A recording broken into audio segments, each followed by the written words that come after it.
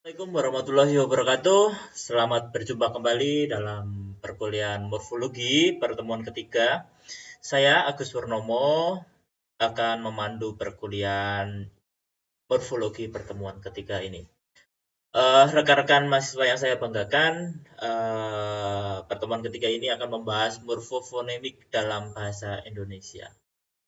Apa itu morfofonemik? Nah, baik rekan-rekan mahasiswa, hari ini materinya agak padat, tidak akan saya bahas secara detail satu persatu, hanya pengenalan saja. Untuk lebih detail dan lengkapnya silahkan baca buku morfologi Abdul Qair, yaitu eh, apa namanya lebih detail bisa dipahami dari sana, atau buku morfologinya Ramlan. Nah, baik, morfofonemik. Apa itu morfofonemik? Morfofonemik adalah kajian mengenai terjadinya perubahan bunyi atau perubahan fonem sekaligus akibat dari adanya proses morfologi, baik proses afiksasi, reduplikasi, maupun komposisi. Nah, ini ya, perubahan bunyi karena proses morfologi. Nah, afiksasi. Nah, apa itu afiksasi? Nanti masa itu silahkan cari sendiri ya, afiksasi, reduplikasi, pengulangan, komposisi, penambahan ya. Oke, contohnya lambai plus an. Ada kata dasar lambai mendapat akhiran an. Nah, ketika dibaca dia menjadi lambaian. Nah, ada perubahan bunyi di situ. Ada muncul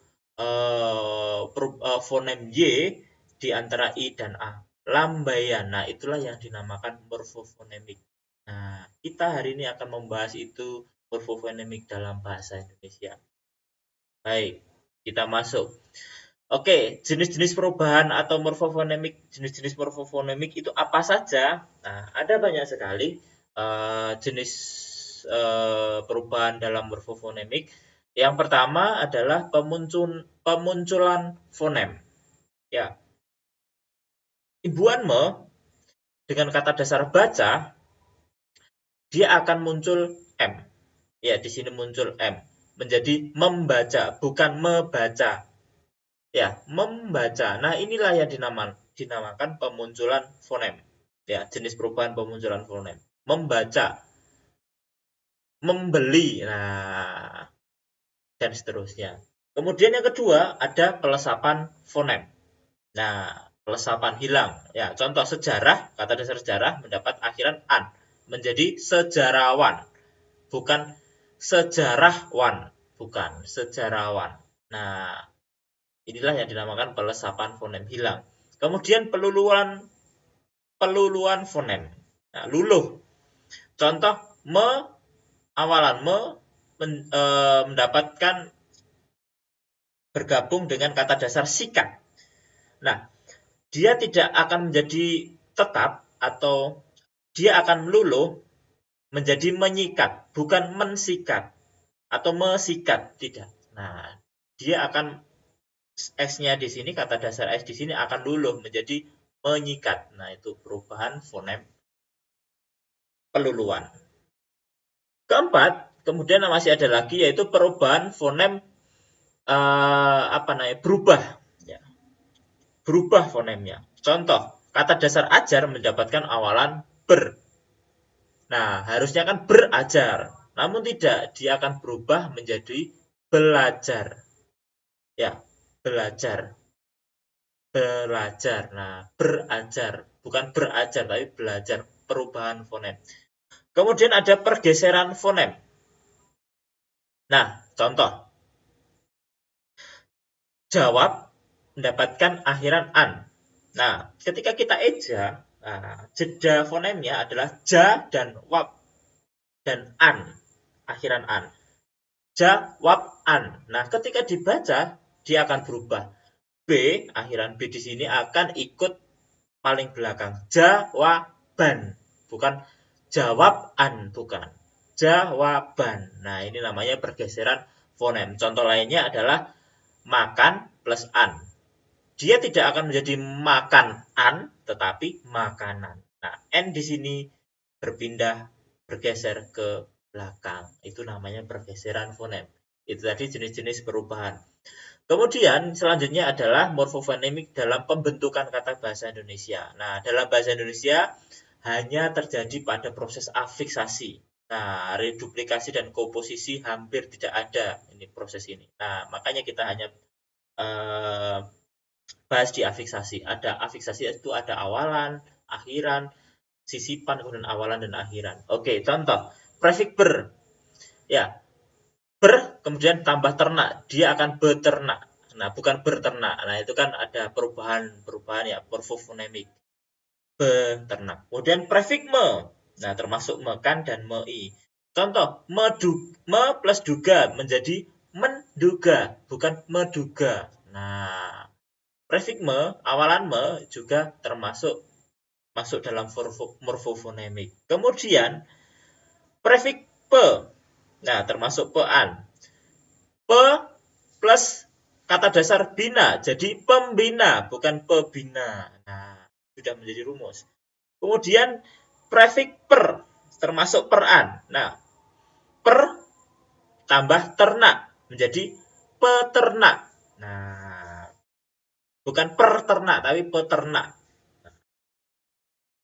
Kemudian prefix ter. Nah, ter plus kata dasar rangkum menjadi terangkum, R-nya hilang satu. Nah, sufiks akhiran, tari plus akhiran an menjadi tarian. Nah, muncul L di situ, ada perubahan bunyi di situ, morfofonemik.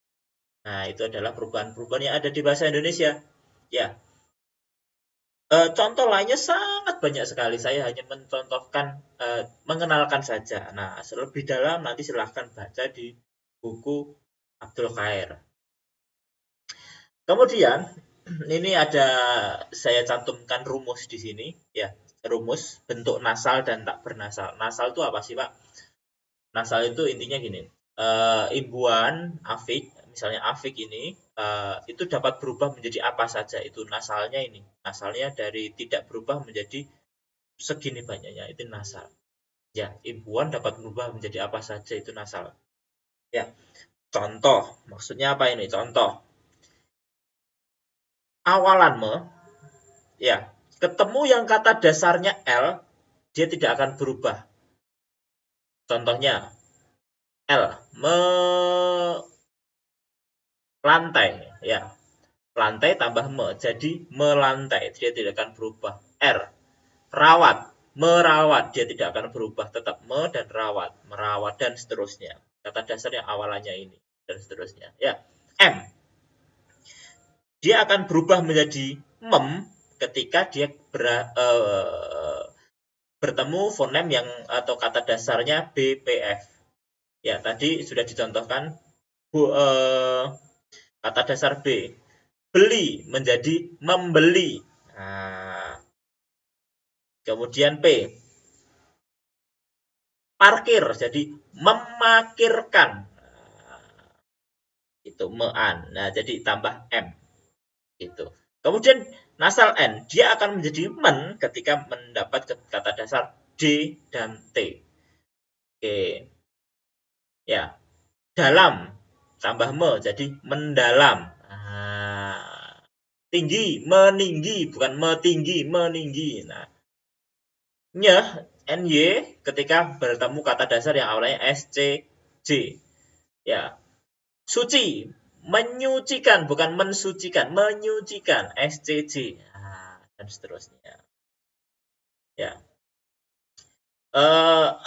Dia akan berubah menjadi kata dasar K, G, H, K, dan seterusnya.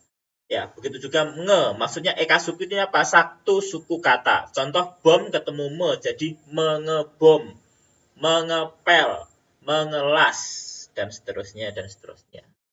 Oke, saya kira cukup 10 menit saja, tidak usah panjang-panjang, supaya tidak boros kuota. Jika ada pertanyaan, silahkan ditanyakan di kolom chat e-learning. Saya akhiri, semoga bermanfaat. Assalamualaikum warahmatullahi wabarakatuh.